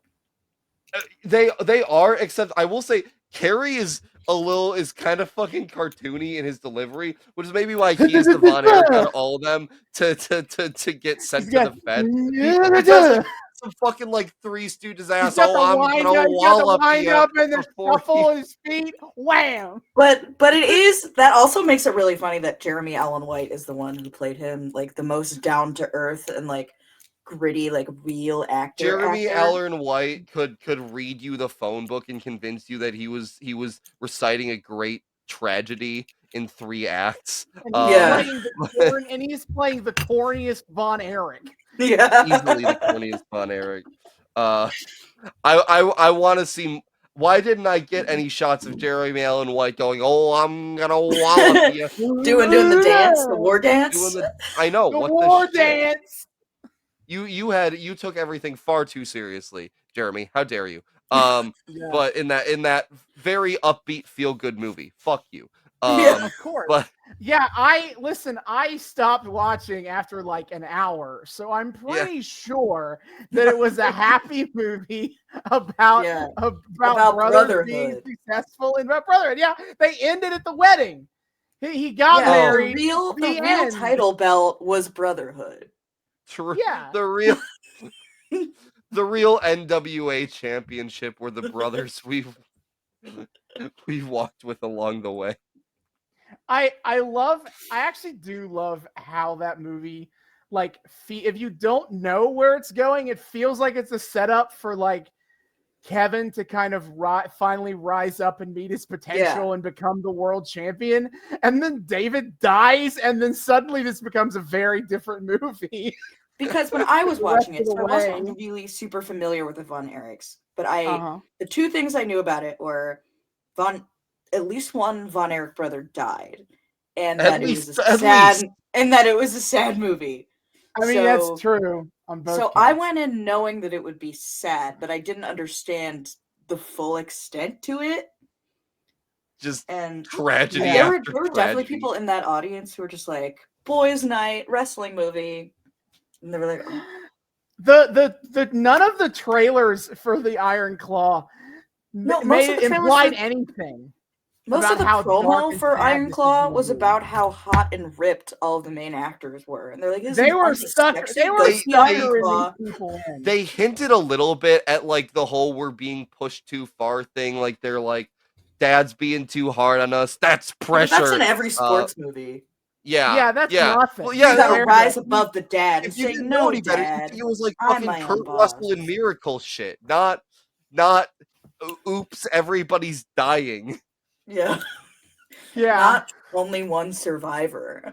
Yes. Okay. Fun fact, since this relates to like at least some of this, is David, I was reminded this week that the Wrestling Observer Awards for most disgusting promotional tactic went to WCCW 4 years in a row. What for?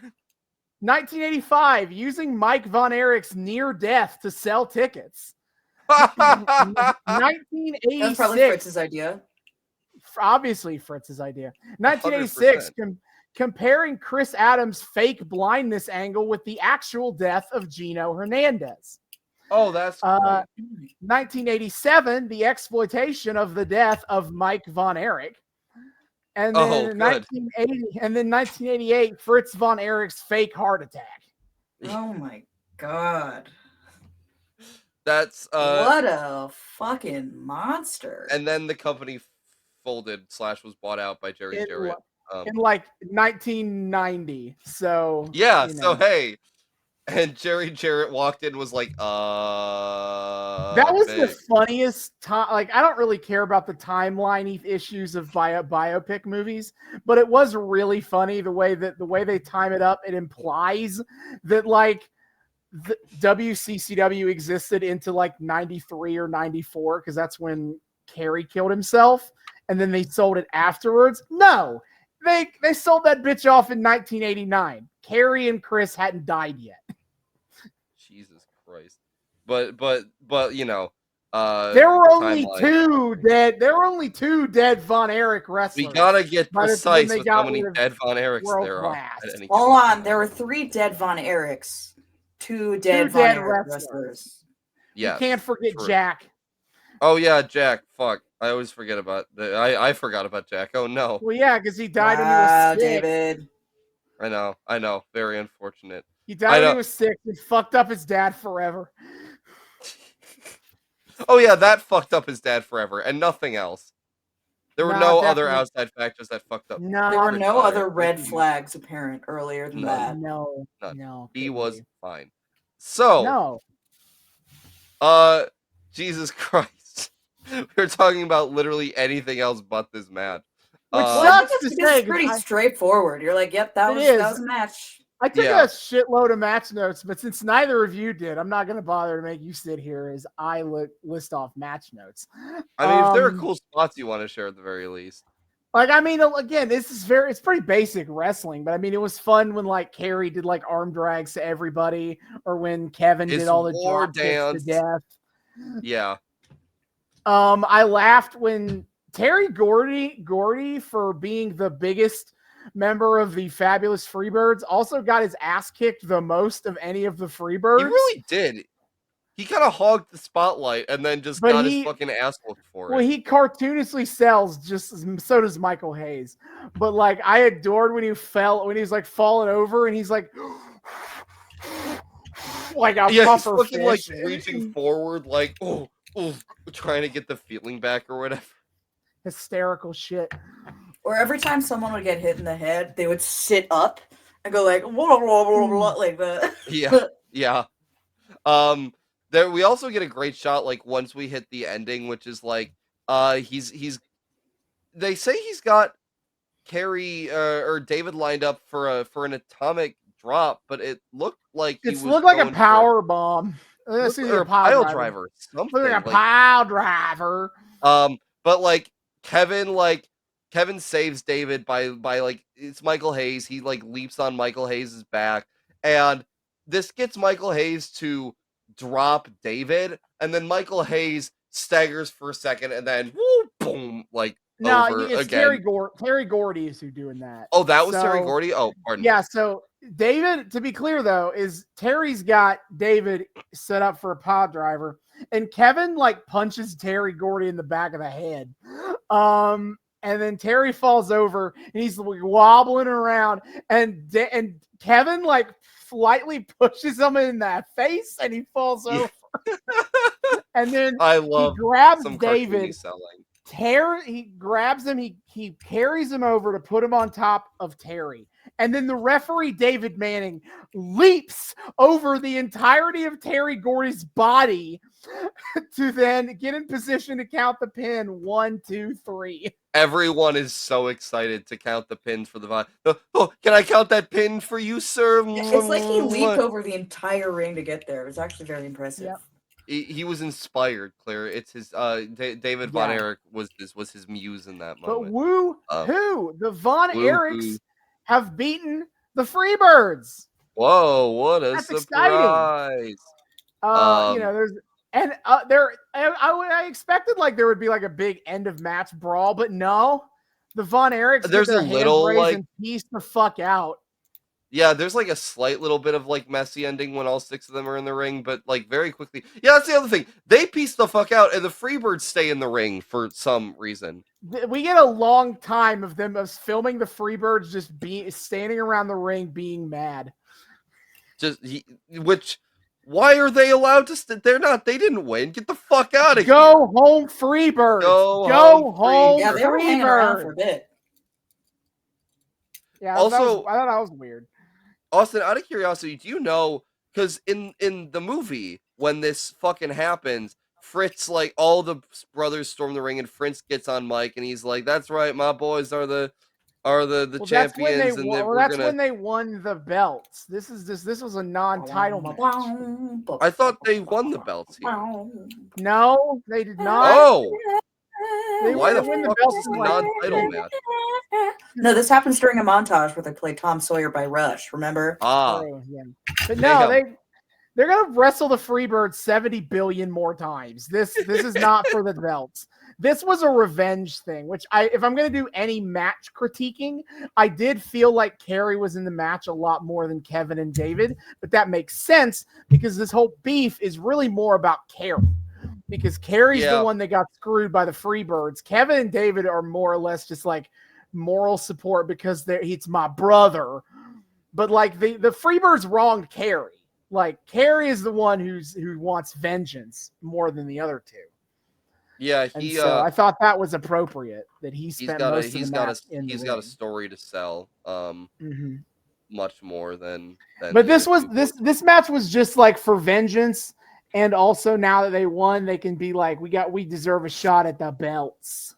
Proving ground. I see. But anyway, they do the commercial, they come back from commercial or whatever. They transition to a post-match interview with the Von Erichs. Kerry calls, he's like, we got a shot at the world title. And David's like, I want to thank the people of Dallas, Texas. This is the biggest crowd to ever be in the Sportatorium. And next time, we're going to win the World 6-Man Tag Team Championships. And Kevin is like, well, it's not just Dallas, it's all of Texas. It's not just our win, it's everybody's win. Today it's Texas, tomorrow it's the world. Yeah, maybe they still do have those Nazi genes in them a little bit, still, the tiniest bit. Something still, some of the programming got passed down from Fritz after all. Yeah. And then David makes a throwaway comment of like, it's all downhill from here. And Bill Mercer tries to play off that and fails completely. No, he's right. Yeah. He's he's like, well, it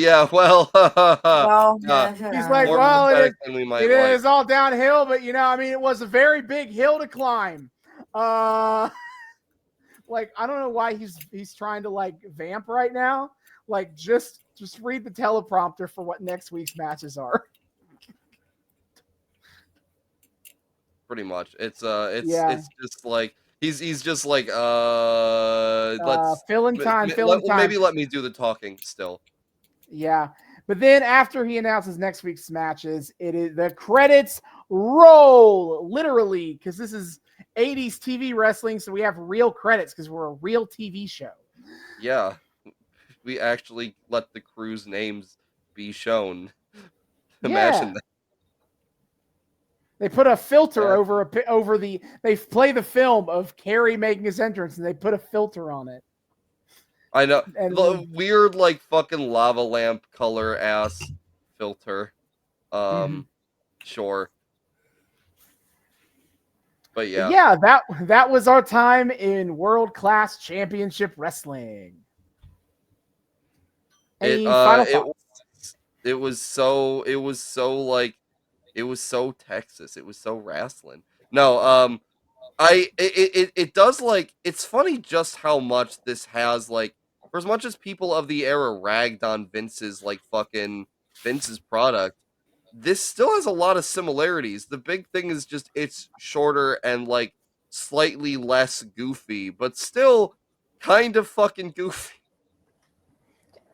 How dare you disrespect the Iceman? We're still doing the story times. We're the storylines. We're still doing the ethnic stereotypes. Don't speak about gorgeous Jimmy like that. That's a very respectable, serious character. Gorgeous Jimmy Garvin, who doesn't want to be filmed. No. Unfortunate. Claire, any final thoughts? Yes, please. Not really. I feel like we sort of talked about every and anything we could have found in there.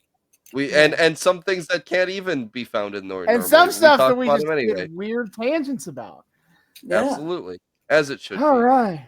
Yeah. So that's it for us this week. David, Next week, though, it's time to return to TNA. It's Claire Lynching time yet again. Last time we learned that Claire Lynch was pregnant with AJ Styles' baby. And so yes, we did. This time we're going to learn more about that hot, passionate night of sex they had. This is apparently the truth. This is not a lie. This is not something in dispute. And AJ Styles is getting his drug addict friend pregnant. Please, God, I don't like those implications. For more episodes of that, let's go. Or yeah, we're in for the long haul, baby. The BFG series math as well. It's all so dumb. Okay, it's fine. It'll be fine. Save it for next week, buddy. We're going to talk about how dumb it is. I want to like it. I want to like 2010's TNA, but man, I think it's hilarious. So Claire, anything you want to plug or send us off with? Sure. I have original music. Feel free to listen to that. You can find Claire Lefton wherever you stream music. Also, I write for Cincinnati Magazine, so feel free to go on the Cincinnati Magazine website or subscribe to the magazine if you want, and you'll find my stuff. Listen, all you motherfuckers out there who listen to us, especially one of our loyal viewers who I know is a music boy himself. Listen to Claire's shit, you sons of bitches, you. It's good, and she's very talented. You fucking better, or I will kill you. Threatened. This is a threat. This is a threat. This is direct. I'll kill you. I will sick King Kong Bundy on you from beyond the grave. Thank you. He will. King Kong Bundy will sit on you. He will. He's also dead. No, I will strap you to a chair and make you watch more Magic Dragon matches. Is what I will do. I will find Magic Dragon matches, and you're somehow in the ether. Oh my gosh. As always, Claire, thank you for joining us once more. You are our OG for a reason. We always are excited to have you back. We can't wait to have you back again and again and again. Always a pleasure. Yeah. We should bring Claire on for like a wrestling movie, as in there are so many of them and most of them suck. Yes, please bring if you're ever going to subject me to fucking what the No Holds Barred is what I wanted you to watch. Yeah, if you're ever gonna subject me to No Holds Barred, at least bring Claire on so like where Hulk Hogan fights Tiny Lister. Honestly, sure. I can fucking so I can like defer a little bit of my pain. Or Santa's Sleigh. I think that's another good one. Where Goldberg plays the Santa Claus. Goldberg is evil Santa who murders Santa prostitutes. I love that. Or hell, Santa with muscles. The Hulk Hogan classic. Why don't we just do a double feature? Santa with muscles and Santa's sleigh. The first movie that Mila Kunis was in. Historic. What the shit? Wow. Thanks, I hate it. I know so many bad wrestling movies, more than good ones. No, he's getting ideas. No. The original wrestler from 1974. Oh, that's made not made by Vern Gagne. It's definitely not a kayfabe propaganda piece. Nah, it's whatever. It's fuck. David, anyway. Let's get through our real plugs and get out of here. Yeah. Thank you. All right. Dear friends, thank you all so much for joining us on yet another episode of the Noobs and Knockouts Podcast. We are so delighted to have you here. Returning listeners, viewers, what have you. Thank you all so much for once again welcoming us back into your eardrums, your eyeballs, whatever it is you use to consume our content, we are just so happy that you're here with us once more. New people, hey, hi, how's it going? Welcome to the show. We here at the Noobs and Knockouts Podcast like to think we are friendly to both noobs and knockouts alike. So whether you're brand new to the wild, wacky world of wrestling or you're a veteran of all the weird bullshit, either way, we are so very excited that you have decided to join us. We hope you want to keep doing so week after week after week. I'm going to tell you all the ways to do so you just have your options. First and foremost, you can find us on YouTube. We are the Noobs and Knockouts Podcast on YouTube. Hit subscribe, ring that bell, make sure it turns a nice little solid color so you get notifications every single time we drop a brand new episode.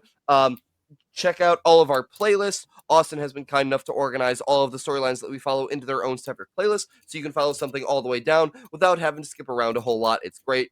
Please give us that sweet engagement of likes and comments. Helps out the channel tremendously. Just good stuff. Enjoy the video version and the sheer looks of confusion on my face as we verge into Super Bowl talk. It's well worth the price of admission, which is nothing. But hey, if you are a fan of the audio-only version, we have you covered there as well. You can find us on 3 of the best places to find your podcast: Spotify, Google Podcast, and Apple Podcast. Come give us a listen. Download our show. If you're so inclined, you can give us some little ratings and reviews that speak highly of us. 5 stars. Maybe more people should be listening to this. Just a thought I'm having just now for the first time.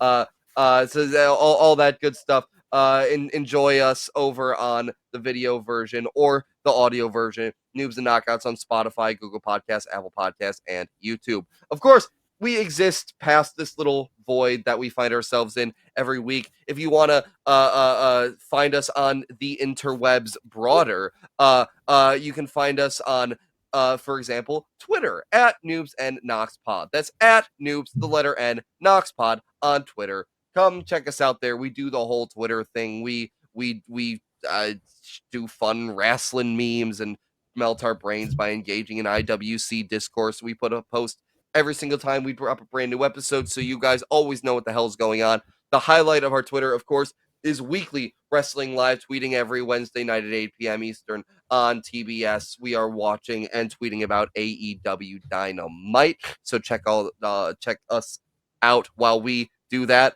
Let us become part of your AEW Dynamite routine, if you will. Additionally, on Fridays and Saturdays, when I have the time to, sometimes we will tweet about AEW Rampage on Friday nights at 10 p.m. Eastern, AEW Collision on Saturday nights at 8 p.m. Eastern, both of them on TNT.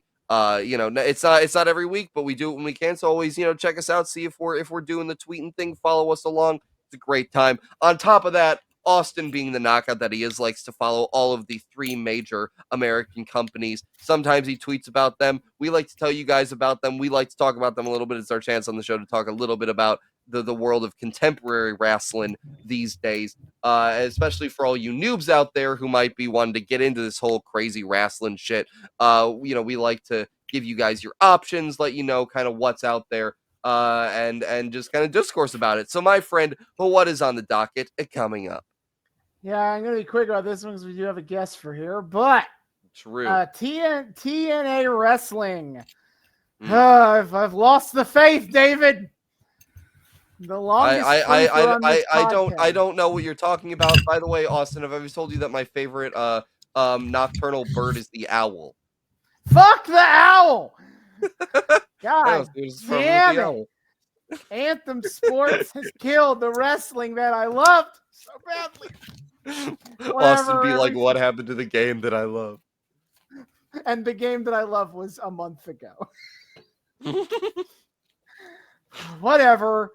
All right. So TNA's Thursdays, 8 p.m. Eastern on Access TV if you get that.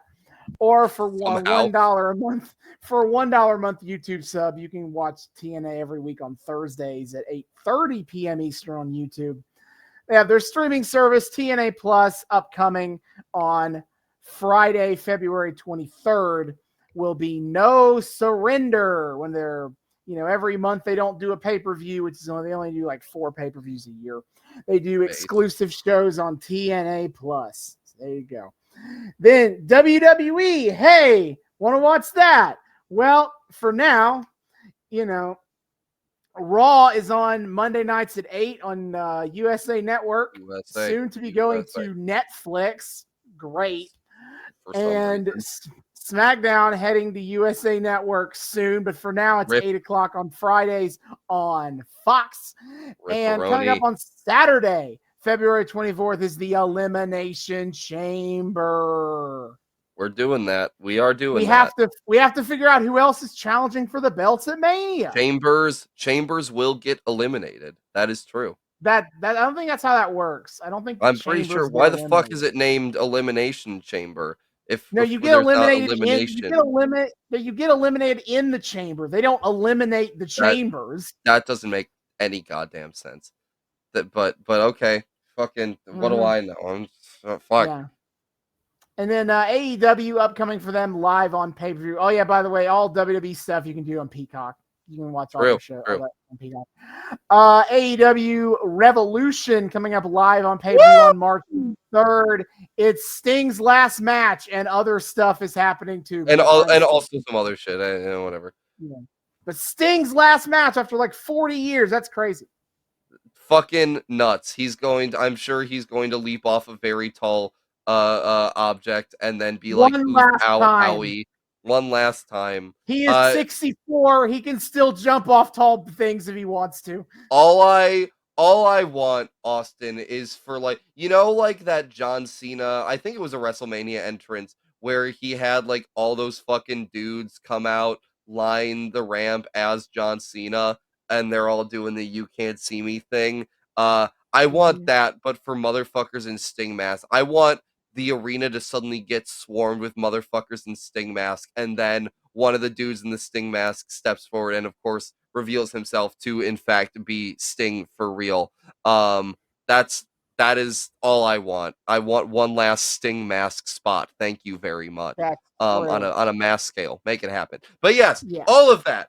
You can check us out talking about over on the Twitter. It's a good time. If you like listen to us ramble about wrestling for hours on end, you'll enjoy the tweeter. It's fun. We like to have fun over on the Twitter at Noobs and Knockouts Pod. If you want to get in more direct and long form contact with us, however, you can instead email us. We have an email address, noobsandknockoutspod@gmail.com. That's noobs, the word and this time, knockoutspod@gmail.com.